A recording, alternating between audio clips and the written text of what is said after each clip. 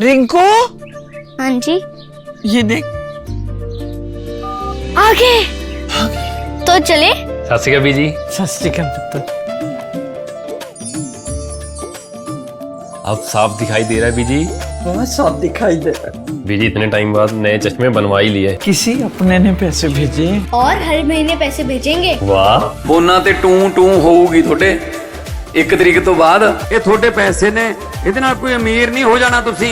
ਮਾਵਾਂ ਭੈਣਾਂ ਨੂੰ ਸਤਿਕਾਰ ਦੇ ਕੇ ਮੈਨੂੰ ਖੁਸ਼ੀ ਮਿਲਦੀ ਹੈ ਇਸ ਗੱਲ ਦੀ। मुख्यमंत्री माँ बेटी सत्कार योजना आपका अपना। अस्सलाम वालेकुम नाजरीन, पल पल न्यूज़ में आप सबका खैर मकदम है और मैं हूं आपके साथ नदीम अकरम। मैं हाजिर हूं मिडल ईस्ट की 12 बड़ी अहम खबरों के साथ, जहां एक के बाद एक कई बड़ी अपडेट सामने आ रही है।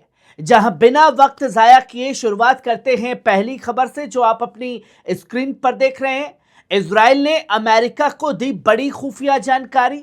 दोस्तों, एक बड़ी खबर सामने आई है। अमेरिकी अखबार वॉल स्ट्रीट जर्नल की रिपोर्ट के मुताबिक इजराइल ने राष्ट्रपति डोनाल्ड ट्रंप को बताया कि उसके पास ऐसी खुफिया जानकारी है जिससे पता चलता है कि ईरान ट्रंप की हत्या की साजिश रच रहा था।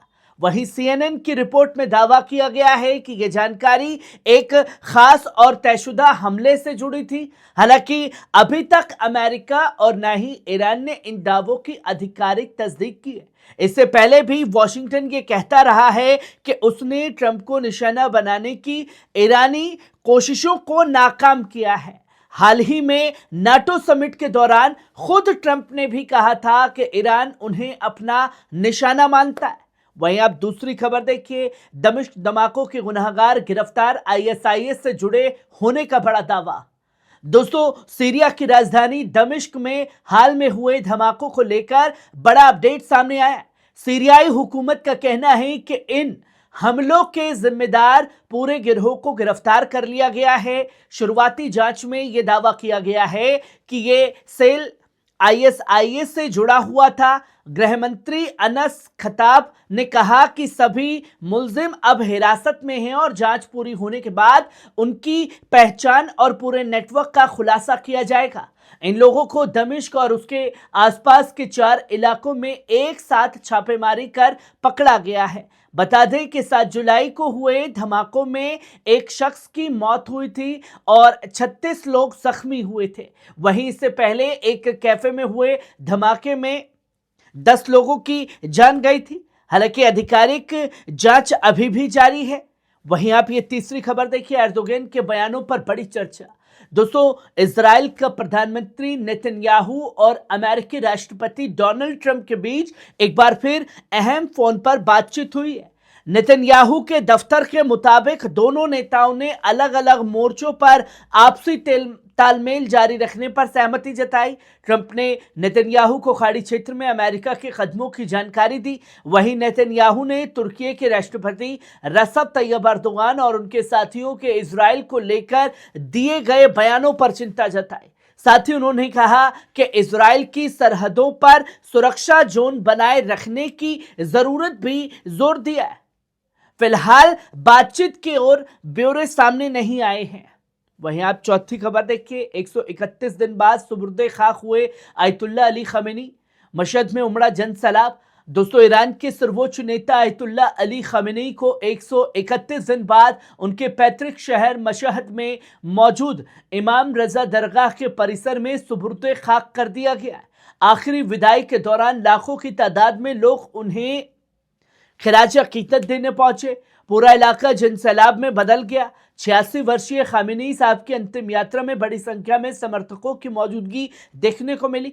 ईरान के लिए ये एक बेहद अहम और भावुक लम्हा माना जा रहा है। वहीं आप पांचवी खबर देखिए। एर्दोगान का तोहफा बना चर्चा का मुद्दा। दोस्तों, कनाडा के प्रधानमंत्री मार्क कार्नी ने तुर्की के राष्ट्रपति रसब तैयब अर्दोगन की तरफ से पर्सनलाइज्ड रिवॉल्वर तोहफे में दी गई, लेकिन कार्नी ने मजाकिया अंदाज में कहा कि उन्होंने वे रिवॉल्वर देखी ही नहीं। कार्नी बोले, मैं कनाडाई लोगों को यकीन दिलाना चाहता हूं कि बंदूकें मुझसे दूर रखी जाती हैं। उन्होंने ये भी साफ कर दिया कि ये कनाडा में लीगल हथियार नहीं है और इसे डिकमिशन्ड यानी इस्तेमाल के काबिल नहीं बना दिया गया है। अब ये मामला सोशल मीडिया और सियासी हलकों में चर्चा का विषय बन गया है। वहीं आप ये छठी खबर देखिए, ईरान के होर्मुज दावे पर सेंटकॉम का जवाब। दोस्तों, ईरान के होर्मुज स्ट्रेट को लेकर किए जा रहे दावों पर अब अमेरिकी सेंट्रल कमांड यानी सेंटकॉम ने जवाब दिया है। सेंटकॉम का कहना है कि मई से अब तक अमेरिका ने 800 से ज्यादा जहाजों की सफल और सुरक्षित आवाजाही में मदद की है। इसके साथ ही 38 करोड़ बैरल से ज्यादा कच्चा तेल होर्मुज स्ट्रेट से गुजरा है। अमेरिका का दावा है कि यह दिखाता है कि समुद्री रास्ता अभी भी खुला है और तेल सप्लाई जारी है। हालांकि ईरान की तरफ से इन अमेरिकी दावों पर अभी कोई नया आधिकारिक जवाब सामने नहीं आया है और हर बार यह देखा गया है कि मुंगेरी लाल के सुनहरे सपने भूरे और उसकी फौज को देखने की आदत हो चुकी है। वहीं आप 7वीं खबर देखिए, अमेरिकी ओमानी रूट पर बड़ा संकट। दोस्तों, होर्मुज स्ट्रेट से बड़ी खबर सामने आ रही है।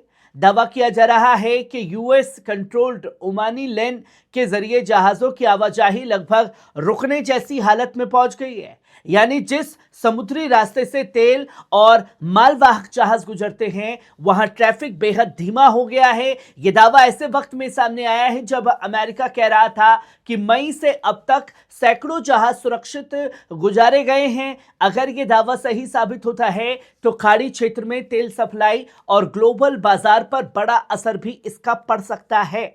वहीं आप 8वीं खबर देखिए, गोलान हाइट्स पर ट्रंप के बयान में सियासी बवाल। दोस्तों, गोलान हाइट्स को लेकर एक बार फिर सियासत गर्मा गई है। सोशल मीडिया पर कई लोग यह दावा कर रहे हैं कि अमेरिकी राष्ट्रपति डोनाल्ड ट्रंप द्वारा गोलान हाइट्स की इजरायली इलाका बताए जाने के बाद सीरिया के राष्ट्रपति अहमद अल-शरा की तरफ से कोई सार्वजनिक प्रतिक्रिया सामने नहीं आई है। इसी खामोशी को लेकर उनके विरोध उन्हें वॉशिंगटन का कठपुतली तक कह रहे हैं और सवाल उठा रहे हैं कि उन्होंने सीरिया के दावे का खुलकर बचाव क्यों नहीं किया। वहीं आप 9वीं खबर देखिए, अमेरिका ईरान में जुबानी जंग तेज है। दोस्तों, अमेरिका और ईरान के बीच बयानबाजी एक बार फिर तेज हो गई है। अमेरिकी उपराष्ट्रपति जेडी वेंस ने कहा कि समझौता समुद्री नाकेबंदी हटाने और जहाजों पर हमले रोकने का था, लेकिन एक हफ्ते बाद फिर जहाजों पर हमले शुरू हो गए। वहीं ईरान के विदेश मंत्री अब्बास अराक्ची ने पलटवार करते हुए कहा कि समझौता लेबनान पर हमले रोकने का था, लेकिन सिर्फ 5 मिनट बाद ही फिर गोलीबारी शुरू हो गई। दोनों नेताओं के इन बयानों से साफ है कि वॉशिंगटन और तेहरान के बीच समझौते की शर्तों और उसके पालन को लेकर गहरे मतभेद अब भी बरकरार हैं। वहीं आप 10वीं खबर देखिए, जिंदा नजर आए सैयद अली असगर हिजाजी। दोस्तों, ईरान से एक बड़ी तस्वीर सामने आई है। अयतुल्ला खमेनी के दफ्तर के कार्यवाहक प्रमुख हुज्जतुल इस्लाम सैयद अली असगर हिजाजी इमाम रजा दरगाह में आयोजित अंतिम रस्म में नजर आए। उनकी मौजूदगी के बाद उन दावों पर सवाल उठने लगे जिनमें इजराइल की तरफ से कहा गया था कि हवाई हमले में हिजाजी को शहीद कर दिया गया है। ईरानी पक्ष का कहना है कि उनका सार्वजनिक रूप से सामने आना उन दावों को गलत साबित करता है। वहीं आप ये 11वीं खबर देखिए, मशहद में इमाम रजा दरगाह के करीब फायरिंग, 2 बसीज जवानों की मौत। दोस्तों, ईरान के पवित्र शहर मशहद से बड़ी खबर सामने आई। स्थानीय रिपोर्ट्स के मुताबिक इमाम रजा दरगाह के करीब फकूरी स्ट्रीट पर हथियारबंद हमलावरों ने फायरिंग की। दावा है कि फौजी वर्दी पहने 2 अज्ञात लोगों ने हल्के हथियारों से बसीज बल के जवानों को निशाना बनाया। इस हमले में एक जवान की मौके पर ही मौत हो गई, जबकि दूसरे ने अस्पताल में दम तोड़ दिया। बताया जा रहा है कि हमलावर अभी फरार है और सुरक्षा एजेंसियां उनकी तलाश में जुटी हुई है। वहीं आप आखिरी और 12वीं खबर देखिए, इमाम खमेनी की अंतिम विदाई में ईरान की बड़ी हस्तियां एक मंच पर, मशहद में उमड़ा हुजूम। दोस्तों, मशहद में इमाम रजा दरगाह पर आयोजित आयतुल्ला अली खामेनी की अंतिम विदाई में ईरान की कई बड़ी शख्सियतें शामिल हुई हैं। इस दौरान संसद के स्पीकर मोहम्मद बाकिर गालिबाफ, न्यायपालिका प्रमुख गुलाम हुसैन मोहसिनी, एजई सर्वोच्च नेता के सलाहकार मोहम्मद मुखबर, आयतुल्ला सैयद अहमद और सैयद हसन खुमैनी भी मौजूद रहे। इन नेताओं की मौजूदगी को ईरान की सियासी और मजहबी क़यादत की एकजुटता के तौर पर भी देखा जा रहा है। दोस्तों, ये थी मिडिल ईस्ट की 12 बड़ी अहम खबरें।